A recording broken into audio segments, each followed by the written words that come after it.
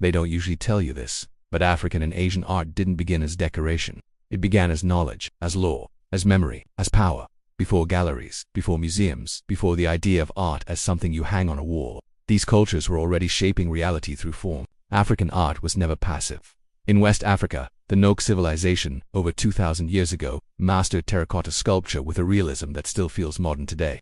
These weren't just experiments, they were confident, technical works that captured the essence of human expression. A little later, in Ife, artists cast bronze heads so anatomically precise that early European scholars refused to believe Africans had made them, not because the evidence was lacking, but because the skill was so undeniable it challenged their entire worldview.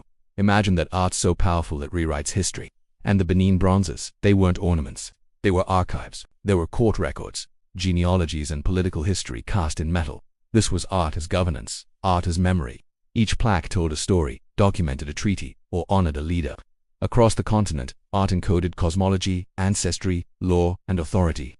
From the intricate masks of the Dogon in Mali to the stunning gold weights of the Asante in Ghana, these works weren't meant to just be seen. They were meant to be activated in rituals, in leadership, in daily life. They were functional, spiritual, and deeply integrated into the fabric of society. This wasn't art for art's sake, it was art for life's sake.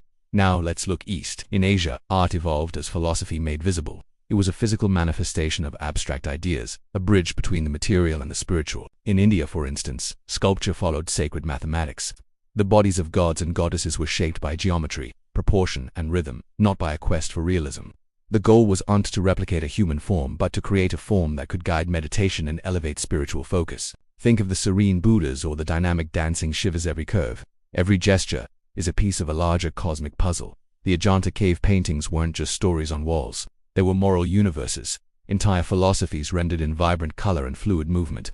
Walking through those caves is like walking through a library of wisdom, with each fresco a chapter. In China, the art of brushwork was judged not by its likeness to the subject, but by its spirit. A painting wasn't considered successful if it looked real. It was successful if it breathed, if it captured the key or life force of the landscape or figure. Calligraphy and painting were seen as two sides of the same coin, both requiring mastery of the brush to convey energy and emotion. And in Japan, the ukiyo-e prints, the famous pictures of the floating world, captured impermanence itself, the beauty of a fleeting moment that is already disappearing. Think of Hakusai's Great Wave. It's not just a picture of water. It's a meditation on the power and transient nature of life. Art as a reminder that nothing lasts. And that's precisely the point. Across Asia, art wasn't about the artist's ego. It was about alignment with nature, with time, with the unseen order of things.